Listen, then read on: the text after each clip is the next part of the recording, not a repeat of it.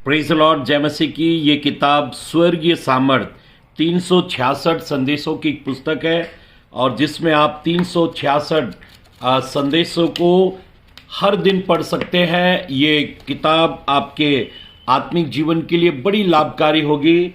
इसी के साथ में रेडीमेड संदेशों की पुस्तक है जो भाग 1 नंबर, भाग 2 नंबर, भाग 3 नंबर और 4 नंबर और 5 नंबर, 6 नंबर, 7 नंबर और ये 8 नंबर, ये सारी किताबें आपको ना मात्र केवल 1000 रुपये आप हमें जीपे करें, गूगल पे करें या फ़ोन पे करें और तुरंत अपना नाम और एड्रेस और पिन कोड नंबर हमें व्हाट्सअप करें। ये नंबर जो हमारा चल रहा है ये हमारा नंबर है, इसी पर आप तुरंत कांटेक्ट करें और ये सारी किताबें आप अपने लिए मंगाएं और आत्मिक जीवन में लाभ उठाएं। सबको प्रेज द लॉर्ड। जय मसीह की। बोलो हालेलुया। आइए पवित्र ग्रंथ बाइबल को हम निकाल लें। आज जिस पवित्र शास्त्र बाइबल के जिस भाग को हम पढ़ने जा रहे हैं वो हमें मिलेगा पहला शमूएल 16 अध्याय, 1 शमूएल चैप्टर 16, पहला शमूएल 16 अध्याय और पहला पद और दूसरा पद पढ़ेंगे। यहोवा ने शमूएल से कहा, यहोवा परमेश्वर ने एक नबी है जो इस्राएल में नबूवत करता है, भविष्य वक्ता है, प्रोफेट है, उससे कहा मैंने शाऊल को इस्राएल पर राज्य करने के लिए तुच्छ जाना है। इस्राएल का पहला बादशाह, उसने ठीक से राज्य नहीं किया, खुदावंत पे भरोसा बराबर नहीं किया। जो प्रभु ने कहा वो जब नहीं किया तब परमेश्वर ने कहा मैं राजा शाऊल को राजा बनाने से पछताता हूं। तू कब तक उसके विषय में विलाप करता रहेगा? हाँ, आगे अपने सींग में तेल भर कर चल। अब बाइबल ये कहती है परमेश्वर ने उस नबी से कहा कि एक सींग ले और उसमें तेल भर और हाँ, मैं तुझको बैतलहम वासी ईशे के पास भेजता हूँ। बैतलहम में तू जा, वहां पर ईशे करके एक घराना है, उसमें तू जा, क्योंकि मैंने उसके पुत्रों में से एक को राजा होने के लिए चुना है। उसके बहुत सारे बेटे हैं, उसमें से एक को मैंने राजा होने के लिए चुना है। शमूएल बोला मैं कैसे जा सकता हूँ? मैं कैसे जाऊंगा? यदि शाऊल सुन लेगा, अगर राजा को मालूम पड़ गया तो मुझे घात करेगा, तो वो मुझे मार डालेगा। बाइबल ये कहती है, परमेश्वर का वचन कहता है एक बहुत बड़े घराने में, बहुत नामचीन घराना है और बड़ा घराना है। ईशे उसकी पत्नी को टोटल 8 बच्चे और ये परिवार जो है बहुत ऊंचा घराना है। शाऊल की सेना में कई ऊंचे पद पर, श्रेष्ठ पद पर जो है कई लोग काम पर है। वो देश के बड़े, इस्राएल देश के बड़े पद पोस्ट पर वो काम करते हैं। बड़ा नामचीन घराना है। इस घराने में प्रभु ने, बाइबल कहती है कि एक नबी को भेजा और उस घराने में से एक को मैंने चुना है। जब ये वहां पर गया तो बाइबल ये कहती है, इसका 10 पढ़ो। इस प्रकार ईशे ने अपने 7 पुत्रों को, ईशे ने अपने 7 बेटों को शमूएल के सामने भेजा। शमूएल के सामने एक करके भेजा। ये शमूएल क्यों आया है? एक इस घर में से एक ऐसा होगा जो इस्राएल पर राज्य करेगा, वो बादशाह कहलाएगा। अब एक करके ईशे ने एक करके नबी के सामने भेजा। हाँ, दोबारा 10 पद को पढ़े। इस प्रकार ईशे ने अपने 7 पुत्रों को, 7 बेटों को शमूएल के सामने भेजा। एक करके 7 बेटों को शमूएल नबी के सामने भेजा। और शमूएल ईशे से कहता गया, और शमूएल ईसे से कहता गया, यहोवा ने इन्हें नहीं चुना। यहोवा परमेश्वर ने इनको एक को भी नहीं चुना है। हाँ। तब शमूएल ने ईशे से कहा, तब शमूएल ने ईशे से कहा, क्या सब लड़के आ गए हैं? क्या सब लोग घर के जितने हैं वो आ गए? वो बोला, नहीं, छोटा तो रह गया, छोटा रह गया है, और वह भेड़ बकरियों को चरा रहा है। और उसका काम क्या है? जानवरों के साथ रहता है। वो जानवरों के साथ रहता है, भेड़ बकरियों को चराने वाला है। मेरी बहनों, मेरे भाइयों, जब सबका स्टेटस ऊंचा है, जब सब ऊंचे पद पर है, नामचीन खानदान है, सब कुछ लोग इज्जतदार लोग हैं, बड़े पद पोस्ट पर है, फिर एक के बारे में ऐसा लिखा है कि वो जानवरों के साथ रहता है। इस बच्चे का जिक्र ये लोग कभी नहीं करते, कोई खास मौके पर इसको कभी नहीं बुलाते। क्या नाम है उसका? दाऊद। आखिरी बच्चा है जिसका नाम दाऊद है, उसको कोई विशेष अवसर पर बुलाने की जरूरत नहीं पड़ती, नहीं बुलाते। कोई खास अवसर है, कोई अच्छा मौका है, उस पर कभी नहीं इसको बुलाया जाता। ये सुबह से रात तक जानवरों के साथ रहता है, रात होते ही वो घर जानवरों को लेकर आ जाता है, जानवर सो जाते ये भी सो जाता है। कभी कभी मेरी बहनों, मेरे भाइयों, परमेश्वर के लोगों, आपको ऐसा लगता है मेरा पूरा खानदान, मेरा पूरा परिवार सब बड़े बड़े पद पर है, पढ़े लिखे हैं, उनका अच्छा स्टेटस, इज्जत है, उनको मान सम्मान इज्जत पूरे घर में मिलती है, फिर मैं ऐसा क्यों? कई दफा आप ये सोचते हैं कि ये पूरे परिवार में पूरे खानदान में मैं ऐसा क्यों, मेरे साथ परमेश्वर ने ऐसा क्यों किया? औरों के समान मुझे इज्जत, सम्मान, पढ़ाई लिखाई, ज्ञान, पद पोस्ट, अच्छी नौकरी, बिजनेस, पैसा सब कुछ क्यों नहीं मिला? सब भाइयों की अच्छी अच्छी सुंदर सुंदर पत्नी, उनके बहुत सारे बच्चे, घर मकान, उनकी अच्छी नौकरी, मुझे हर बात के लिए माँ बाप के आगे हाथ फैलाना पड़ता है, खर्ची पानी थोड़ा दे दो। कभी कभी हालात ऐसे हो जाते हैं कि जो सबको मिला वो हमको क्यों नहीं मिला, और सवाल ये बनता मुझे क्यों नहीं मिला? कभी कभी आप लोग ये सोचते हैं जो सबको मिला वो मुझे क्यों नहीं मिला? अगर आप बहन है तो ये सोचते होंगे सब बहनों को अच्छा पति मिल गया, उनकी शादियां बड़े घराने में हो गई, कई एनआरआई है, विदेशों में रह रही है, फिर मैं ये, कोई मेरी तरफ देखता नहीं, कोई मुझे पूछता नहीं, मैं क्या करूं? शादी के बाद एक पत्नी ने अपने पति का मोबाइल उठाया शादी के पहले ही दिन रात को, और वो मोबाइल चेक करने लगी, इसका फेसबुक, इसका व्हाट्सएप, इसके फ्रेंड कौन कौन है सब चेक करने लगी। एक भी लड़की का नाम नहीं, इसके दोस्त वोस्तों में एक भी लड़की का नाम नहीं। वो बोलने लगा चेक कर लो, कभी किसी लड़की के साथ मेरा कोई रिलेशन नहीं, कोई दोस्ती नहीं है, आज तक मैंने किसी लड़की की तरफ देखा नहीं, तुमसे शादी की। जानते हैं पत्नी क्या बोलती है? हे भगवान, जिसको किसी ने घास नहीं डाली वो मेरे नसीब में लिखा था, इसको किसी ने पूछा ही नहीं,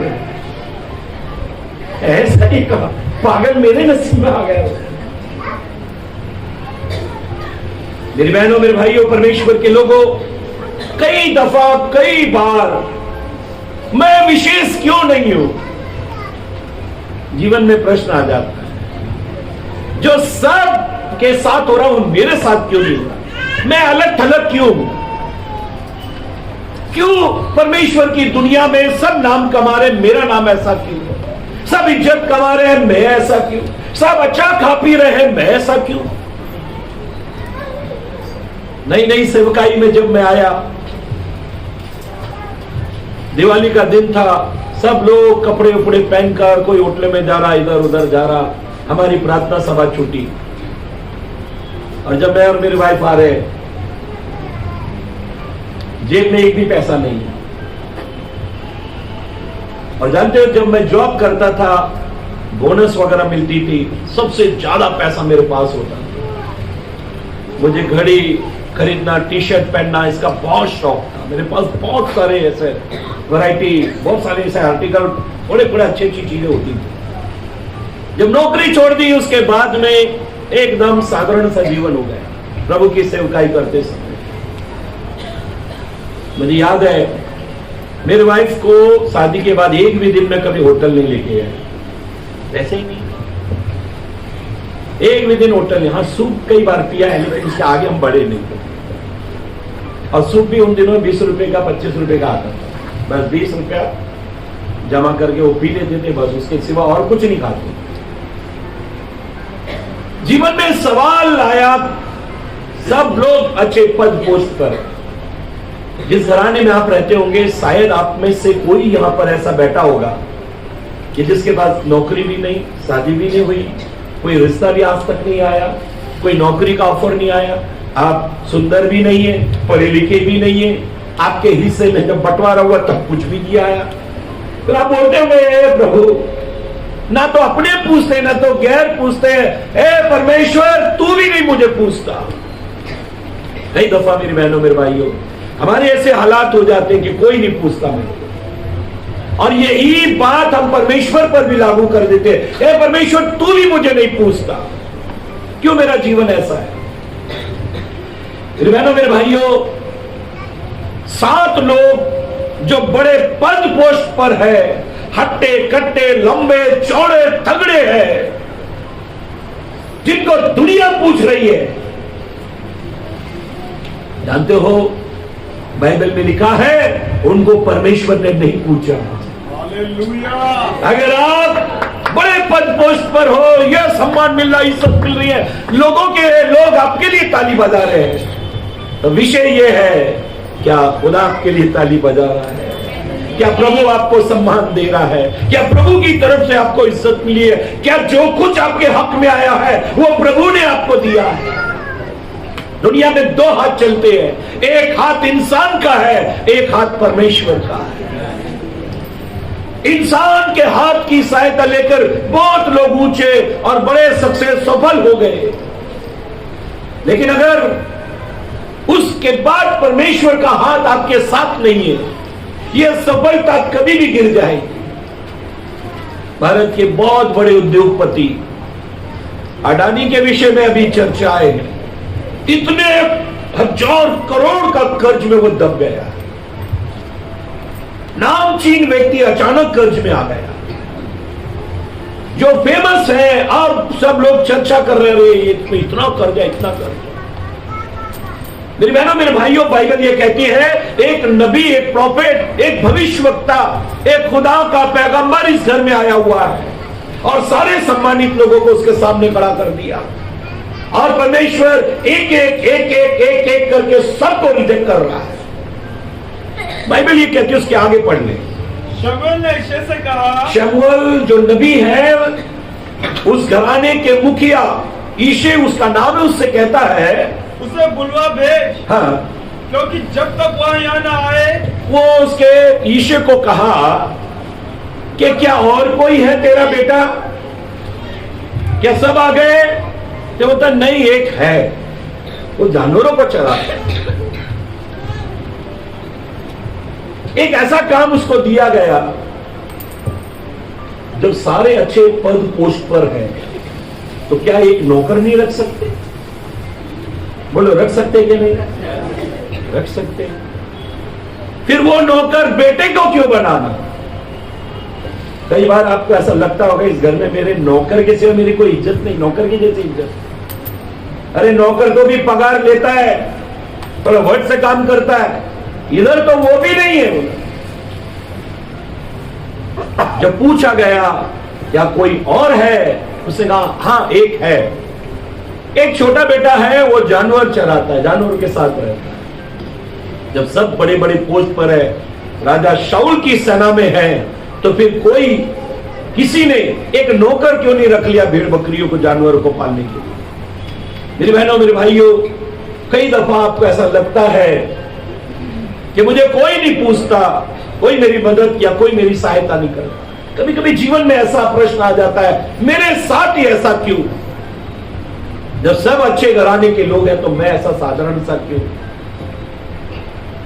बाइबल ये कहती है, उसके आगे पढ़े, क्योंकि जब तक वो यहाँ ना आए, अब शमूएल कहता है जब तक वो यहाँ ना आए तब तक हम खाने को ना बैठेंगे। हम खाने को नहीं बैठेंगे। तो वो उसे बुलाकर भीतर ले आया। तब दाऊद को बुलाकर भीतर लेकर आए। उसके तो लाली झलकती थी, बच्चा था, हाँ, और उसकी आंखें सुंदर, उसकी आंखें सुंदर, और उसका रूप सुडौल था। उसका रूप सुडौल था।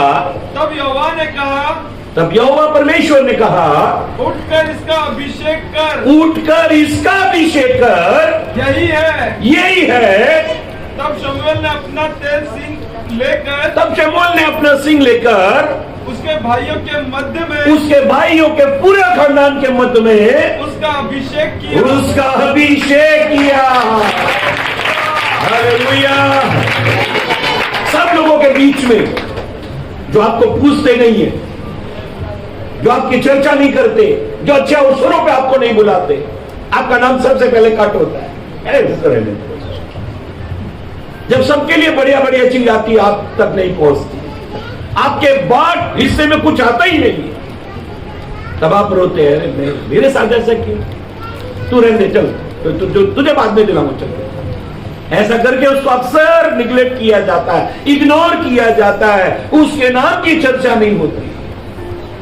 लेकिन मेरी बहनों मेरे भाइयों, परमेश्वर के लोगों, बाइबल ये कहती है, परमेश्वर का कलाम कहता है, जब कोई नहीं पूछ रहा था तब एक पूछने वाला था। तब उसके भाइयों के बीच में खुदा उसको खड़ा कर रहा है। भाइयों के बीच में खुदा उसको खड़ा कर रहा है। बोलो जोर से, अपना टाइम आएगा। जोर से बोलो, अपना टाइम आएगा। अरे अपना टाइम आ गया है। जिसने अपना टाइम खराब किया ना, अब उसको अपन दिखाएगा अपना टाइम आ गया। बोलो हालेलुया। मेरे बहनों मेरे भाइयों, बाइबल में कई ऐसे जिक्र है जो पूरे परिवारों को, सबको मिला, लेकिन इनको नहीं मिला। अगर आप यूसुफ के जीवन की ओर जाएं, अगर आप यूसुफ के जीवन को देखें तो कितने टोटल भाई थे? जोर से बोलो, कितने भाई थे? 12 भाई। सबसे ज्यादा जलन, ईर्ष्या, नफरत, मारपीट, उसको खड्डे में डालना, उसकी हत्या का प्लान करना, अपने जीवन में वो अक्सर भाइयों के द्वारा जलन, नफरत का अनुभव अपने जीवन में करता था। और एक दिन सब ने मिलकर उसको मारा, खड्डे में डाल दिया। फिर देखा जिंदा है, तो इस्माइली लोग वहां से जा रहे थे, परदेसी लोग जा रहे थे। उनको बुलाया, भाई आदमी खरीदते हो क्या? उसने बोला, हाँ गुलाम हमको चाहिए रहते हैं, जो हमारी सेवा पानी करे, ऐसा हम लोग खरीदते हैं। बोले एक है, बोले उसको बेचना है। इसको पकड़ के उनको दिया, इसको बेचकर सिक्के ले लिए, पैसे ले लिए। उन्होंने देखा सुंदर है, हट्टा कट्टा है, जवान लड़का है। उन्होंने जाकर मिस्र में पोती पर इंसानों को खरीदा करता था, उसको दे दिया।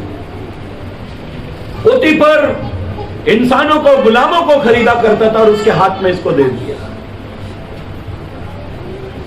इतने दुख, इतनी तकलीफ, इतनी समस्या 12 में से केवल इसी को क्यों? कई बार आपका सवाल होता होगा, पूरे खानदान में क्या बस मैं ही दुख उठाने के लिए पैदा हुआ?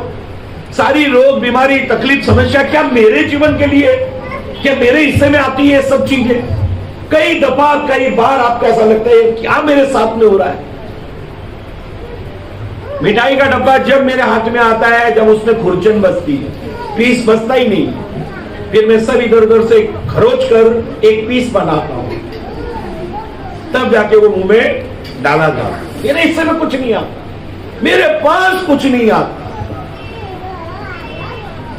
हमारे परिवार में मेरा भाई इलेक्ट्रीशियन, अभी रेलवे में, उसने एक दिन मुझे बोला, ये बल्ब निकाल लो। मैं बल्ब ऐसे निकालते तो मैं ऐसे निकाल रहा था। मैंने बोला नहीं निकल रहा, उसने बोला ताकत लगा। मैंने उसी तरफ ताकत लगाई और जैसे बोला नहीं निकल रहा, फिर बोला ताकत लगा के निकाल उसको। तो इस तरफ ताकत लगानी है तो मैं उस तरफ ताकत लगा, मैंने लगाऊं ताकत, बोले लगा। जो ताकत लगाई होल्डर बिल्डर सब टूट गया। भाई ने आके देखा एक मेरी आवाज खराब, खानदान परिवार में कोई मुझे नहीं पूछता था, किसी लायक नहीं, किसी बात के लिए कभी किसी ने मुझे पूछा नहीं। मेरे हिस्से में कुछ भी नहीं आया, जो मेरे हिस्से में आना चाहिए तो वो कुछ भी नहीं आया। कभी कभी आपको ऐसा लगता है मेरे हिस्से में तो कुछ भी नहीं आया, क्या मैं ऐसी दर्जन की ठोकरें खाऊंगा? कभी कभी इंसान को ऐसा लगता है मेरे हिस्से में क्यों नहीं कुछ आया। जानते हो 12 गोत्र थे, उसमें से एक गोत्र था लेवी गोत्र। लेवी गोत्रों को खुदा ने कहा इस गोत्र को कुछ नहीं मिलेगा। बड़े लोग अचंभित हो गए, इस गोत्र को क्यों नहीं मिलेगा? जब 12 गोत्र हैं तो सब कुछ इनको मिलना चाहिए। लेवी गोत्र खुदा की सेवा करने वाला गोत्र था और परमेश्वर ने कहा किसी को जो कुछ मिल गया वो मिल गया, लेवी को मैं मिलूंगा। परमेश्वर ने कहा लेवी को मैं अपने आप को देता हूं। इस लेवी गोत्र जो सेवा का घराने का गोत्र है, इनके हिस्से में कोई प्रॉपर्टी नहीं आई। परमेश्वर के लोगों कई दफा कई बार हमको ऐसा लगता है कि मेरे हिस्से में क्यों नहीं कुछ आ रहा। जो आपके हिस्से में आ रहा है ना, उसकी कल्पना, उसका विचार आपने अभी तक किया ही नहीं। क्या आपको यिर्मयाह 29:11 मालूम है?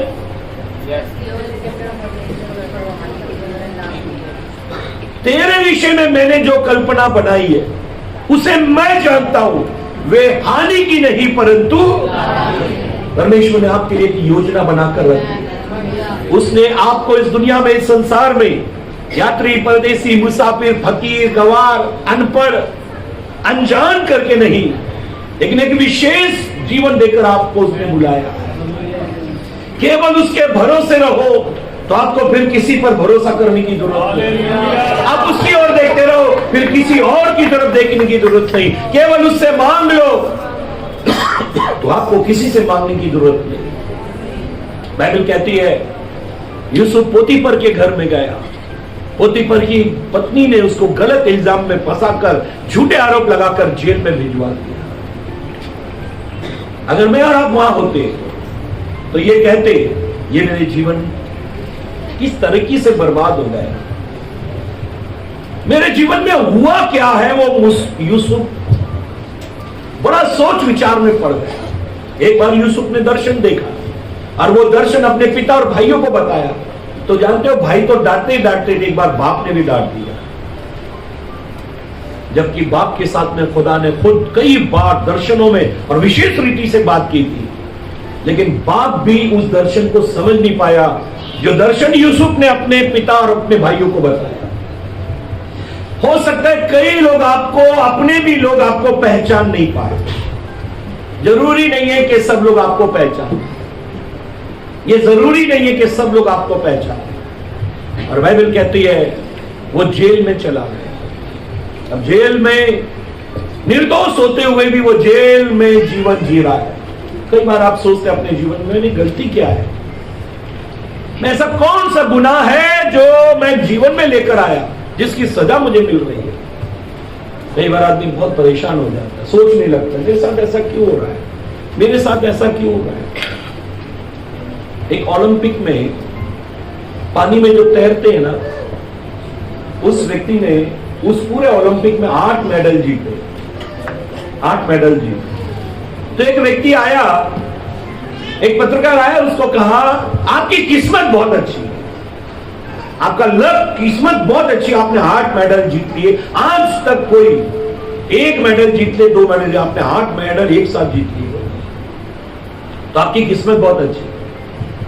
ये जानकर ये क्या बोलने लगा कि 4-5 साल में एक बार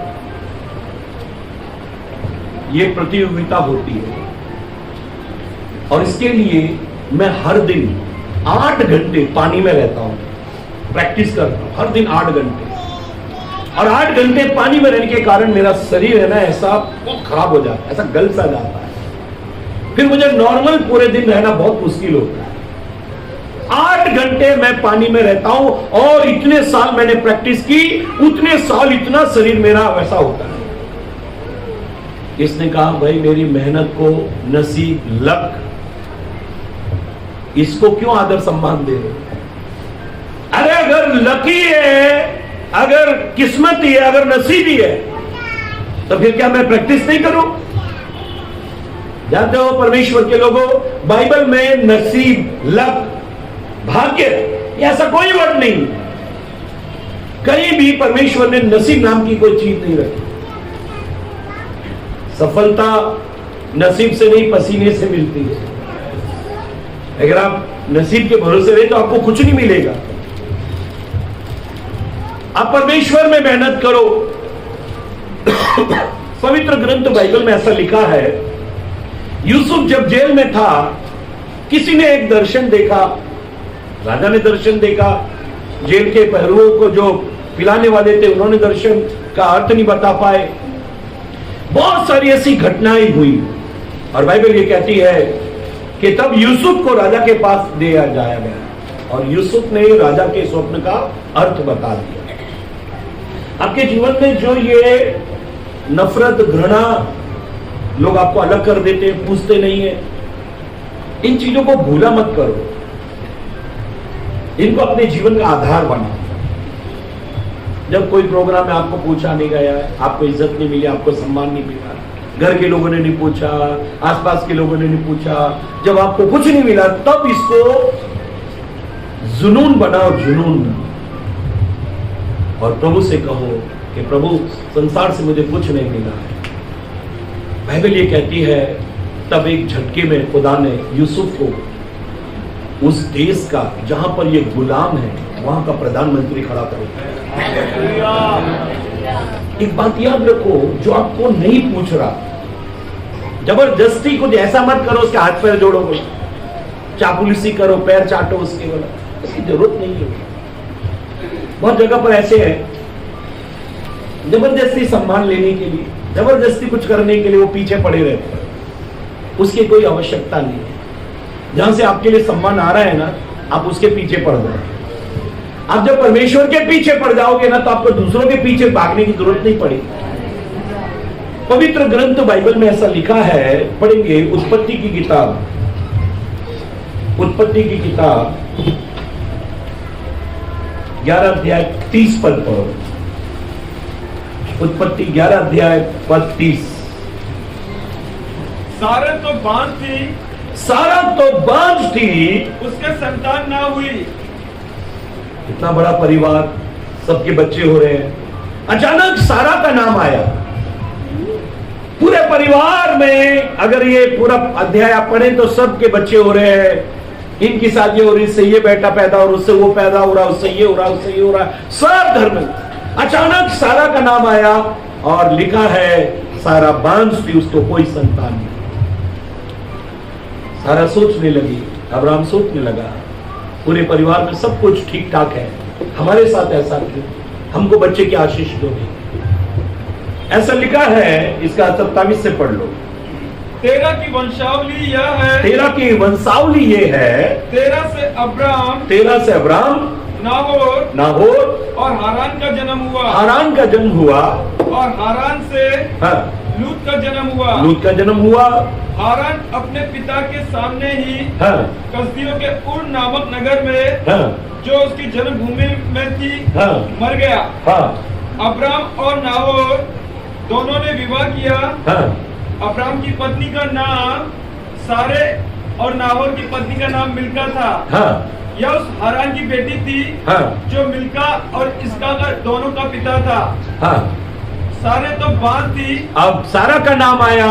अगर आप वो सेम की वंशावली देखें, इससे ये पैदा हुआ, इससे ये पैदा हुआ, इससे ये पैदा हुआ, जैसे ही सारा का नाम आया, पैदाइश बंद, उसको कुछ नहीं। कई दफा हम परिवार में जो कुछ सबको मिल रहा है वो हमको नहीं मिलता, तो बड़ा दुख होता है। जब सबको मिल रहा है तो फिर मुझे क्यों, मेरे साथ मुझे बच्चा क्यों नहीं। ऐसा लिखा है, सारा बांझ थी, उसकी कोई संतान नहीं थी। अब्राहम और सारा सब के बच्चों के बर्थडे में जाते थे, सब कार्यक्रम में जाते थे, शादियों में जाते थे, और ऐसा जाते थे, उनकी खुशियों को देखते थे, उनके आनंद को देखते थे, उनके उत्सव को देखते थे और बड़े रोते थे। ये चीज हमारे पास क्यों नहीं है? मेरी बेटी का बर्थडे हुआ तो उसका नाम महिमा है, तो गीत गाया गया, महिमा महिमा हो तेरी। ये गीत, महिमा के गीत बहुत गाए गए, सारे गीत महिमा के गाए। दूसरे दिन एक लड़की का चर्च में आती थी, वो लड़की, उसका बर्थडे हुआ, घर पे प्रार्थना रखी गई। वो लड़की ने आके बोला, जैसे महिमा के लिए सब गीत गाए ना, मेरे लिए आज सारे गीत गाओ। मैंने पूछा, बेटा आपका नाम क्या है? बोला काजल। मेरा काजल का नाम तो, काजल नाम का गाना तो कोई बाइबल में है ही नहीं, काजल नाम ही नहीं है। बोला पास्टर ये गीत तो गा दो। मैं कैसे गाऊं, एक भी गीत नहीं है। कई बार ऐसा होता नहीं, जो सबके साथ हो रहा है, हम ये सोचा हमारे साथ भी होना चाहिए, हमें भी वो सब मिलना चाहिए, हम भी ऐसा ही हमारे साथ होना चाहिए। ऐसा लिखा है कि अब्राहम और सारा को संतान नहीं थी। ये चीज यहां आकर रुक गई। अब जो सबको मिल रहा है वो आपको नहीं मिले तो बड़ा दुख हो जाता है, बड़ी तकलीफ हो जाती है। जब सब भाइयों को नौकरी मिली, सब भाइयों को सब कुछ मिला, तब दाऊद को कुछ नहीं मिला। बाइबल ये कहती है, दाऊद को जब अभिषेक हुआ तब बाइबल ये कहती है, वहां का जो बादशाह है, खुदा का रूह उसके ऊपर से हटा और बदरू शैतान की शक्तियां उसके पास आने लगी और राजा को सताने लगी। तब ऐसा लिखा है कि एक ऐसा व्यक्ति ढूंढो जो वीणा बजाए, वीणा बजा बजा कर उस दुष्ट शैतान की शक्ति को निकाले। तब जानते हो दाऊद को बुलाया गया। बाइबल में ऐसा लिखा है, पढ़ लेंगे 16 अध्याय, पहला शमूएल 16 अध्याय और 18 और 19 पद पढ़े। तब एक जवान ने उत्तर देकर कहा, सुन मैंने बेतलहम वासी इसे के एक पुत्र को देखा। हाँ, वो राजा से कहता है, मैंने बेतलहम वासी दाऊद को मैंने देखा, एक जवान को मैंने देखा है जो वीणा बजाना जानता है और वो वीर योद्धा भी है और बात करने में बुद्धिमान और रूपवान भी है और यहोवा उसके साथ रहता है। तब शाऊल ने दूतों के हाथ इशै के पास कहला भेजा। अभी बाइबल ये कहती है, परमेश्वर का कलाम कहता है, भेड़ बकरियों को चराने वाला, इस नाम से दाऊद की पहचान थी। इस नाम से भेड़ बकरियों को चराता है। कुछ स्टेप हमारे ऊपर लग जाते और वो जिंदगी भर हमारा पीछा करते। खुदा ने याकूब को एक नया नाम दिया।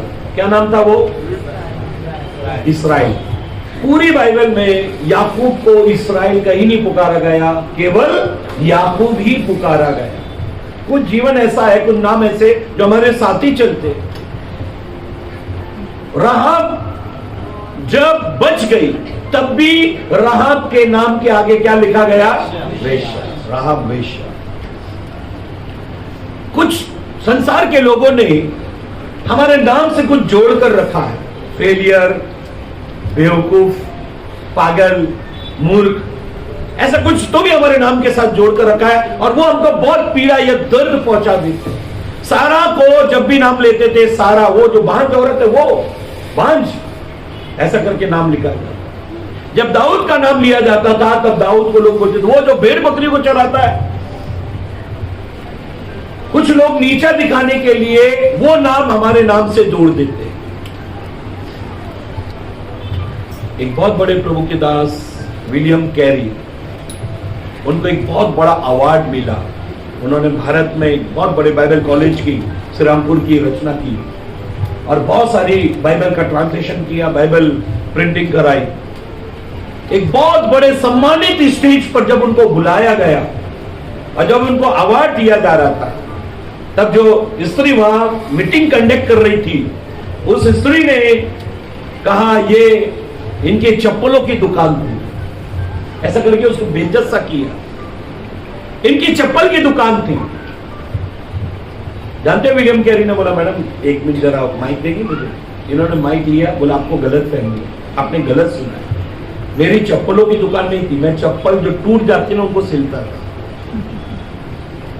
ये चप्पल सिलने वाला था। उसने इसको नीचा दिखाने के लिए वो वर्ड का इस्तेमाल किया, ये चप्पलों की इसकी दुकान। इसने कहा मैं चप्पलों की दुकान नहीं थी, मैं चप्पल सिला करता। चप्पल की दुकान वाला हमसे बहुत हाई लेवल पर होता है।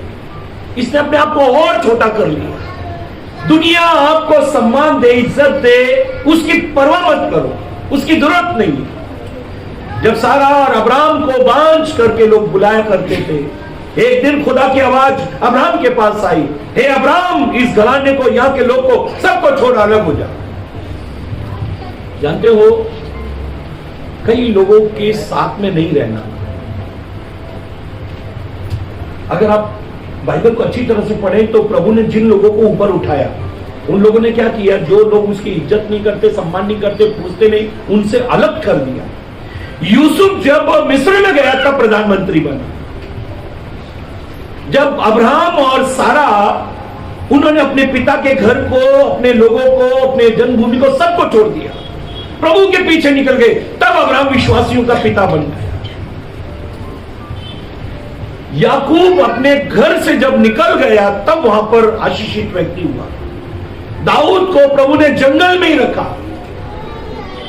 कई बार अलगाव या अलग हो जाना यह हमारे जीवन के लिए आशीष का कारण होता है। जो लोग आपको नहीं समझते उनसे दूरी बना दो। जो आपकी बुलाहट को नहीं समझते उनसे दूरी बना दो। आप प्रभु के हो, जो लोग ये नहीं समझते उनसे दूरी बना दो। अगर आप उन लोगों को पूछते रहेंगे जो लोग आपकी जरा भी परवाह नहीं करते, मैं कहता हूं आसानी से जब आप मिल जाते हो ना, आसानी से जब आप अवेलेबल हो जाते हो, उनके लिए आसानी से मिल जाते हो, वो आपकी कीमत भूल जाते हैं। एक बार ना बोल के देखो, मना कर दो एक बार, तो वो आपको पूछना शुरू करे, नहीं भाई वो बहुत काम का आदमी है, मैंने उसको बुलाया लेकिन वो मना कर दिया, उसने टाइम नहीं है बोला। मुझे कई लोग बुलाते हैं, बड़ी आसानी से मैं अवेलेबल हो जाता हूं, फिर मैंने देखा ये लोग इज्जत नहीं करते, तब मैंने उनको मना करना शुरू कर दिया, मेरी डेट नहीं है, मैं आपको नहीं। फिर उनको मालूम पड़ा मेरे पास वो जरूरी है, ये चाहिए। परमेश्वर के लोगों, ये संसार से दूरी, परमेश्वर से नजदीकी, ये बहुत आशीष का कारण होगा। अब्राहम और सारा को खुदा ने बहुत दूर बुला लिया, और जब दूर बुला लिया, बाइबल ये कहती है वो बांझपने की स्थिति परमेश्वर ने खत्म की। 25 साल तक ये केवल प्रभु के साथ रहे, और वो समय में परमेश्वर ने इनको संतान दी जिसमें पूरे वर्ल्ड में, पूरी दुनिया में किसी को कभी कोई संतान नहीं दी। परमेश्वर आपको विशेष बनाना चाहता है। परमेश्वर कहना चाहता है, आप ये कह सकते हो अभी मेरा टाइम आना बाकी है, मेरा टाइम आएगा, मेरा टाइम जो है टाइम का बनाने वाला लाएगा। परमेश्वर के लोगों, कभी भी भयभीत मत हो, घबराओ नहीं, चिंतित मत हो, परेशान मत हो, दुखी मत हो जाओ, किसी नशे में, शराब में, आत्महत्या की तरफ मत चले जाओ। परमेश्वर ने आपके लिए सफलता रखी है, परमेश्वर ने आपके लिए आशीष रखी है, परमेश्वर वो चीज आपको जरूर देगा। और बाइबल कहती है अब्राहम और सारा को प्रभु ने उस देश से अलग करके बहुत दूर ले गया और इतनी बरकत दी, इतनी आशीषें दी। यूसुफ को परमेश्वर मिस्र में ले गया, दाऊद को खुदा उस घर से अलग कर दिया। तू जंगलों में ही रहकर, मैं तुझे जंगल में बनाऊंगा, क्योंकि अगर तू इस घर में बनेगा तो सब ये कहेंगे हमने इसको पढ़ाया, हमने इसको ऐसा किया, हमने इसको ऐसा किया। जब परमेश्वर आपको विशेष बनाना चाहता है ना, तो अब वो आपको किसी को हाथ नहीं लगाने देता। कहते हैं मेरी सफलता के पीछे उसका हाथ है, उसका हाथ है, इसका हाथ है। परमेश्वर चाहता है आपकी सफलता के पीछे केवल परमेश्वर का हाथ है। परमेश्वर आपको इन दिनों में उठाकर अपनी महिमा में खड़ा करना चाहता है। अनजान से वो प्रसिद्ध बनाना चाहता है, कमजोर से वो बलवान बनाना चाहता है, मूर्ख से वो ज्ञानवान बनाना चाहता है, वो कंगाल से आशीषित व्यक्ति बनाना चाहता है। केवल आप ये भूल जाओ कि मुझे कोई नहीं पूछ रहा, आपको पूछने वाला परमेश्वर है जो आपको पूछ रहा है। आज के हालात, आपकी आज की स्थिति को बदल देगा। आज आपको ऐसा लग रहा है कि ऐसे कैसे जीना होगा, इतना वातावरण बहुत खराब चल रहा है, मेरे पास तो कुछ है ही नहीं, हमारे पास तो कोई घर भी नहीं। अगर आप बेघर भी हो, अगर आप बहुत कर्ज से दबे हुए हो, 26 जनवरी को मैंने प्रचार किया था, अगर आप बहुत कर्ज में दबे हुए हो तो देखो मैंने उपाय बताए, कई कर्ज से बाहर आने के उपाय बताए। अगर आप उन जीवन उसमें अपना जीवन परमेश्वर में अपना जीवन बिताओ, आपका समर्पण अगर ठीक से प्रभु के साथ में हो तो देखो हालात स्थितियों को बदल कर देखो वो आपके लिए कुछ अद्भुत काम करने ही जा रहा है। हाँ ये सच है, आप अनजान के समान हो। दाऊद को किसी ने नहीं पूछा, सारा ऐसे समय में बांझ कहलाई जब सबको आशीष मिल रही थी, जब सबको नौकरी मिल रही हो, जब सब अपना घर बना रहे हो, सबकी घर में शादियां हो रही हो, सब आशीषित हो रहे हो, तब आपको कंगाल करके जब बुलाया जाएगा आप रोगे, आप बोलोगे प्रभु मेरा नाम ऐसा कैसे बोला। तब परमेश्वर आपके लिए स्पेशल काम करने वाला है, एक अद्भुत काम करने वाला है। और परमेश्वर पर जो लोग विश्वास करते हैं, परमेश्वर उनके लिए एक अद्भुत योजना बनाकर ऐसे लोगों के सामने खड़ा कर देता है। जानते हो दाऊद का अभिषेक उसके भाइयों के मध्य में किया गया और तब परमेश्वर ने उसको ऊंचा उठाया। आज भी जो लोग आपको कुछ नहीं समझते, परमेश्वर उनके बीच में ले जाकर आपको कुछ बनाना चाहता है। आइए अपने आप को बुलंद करें।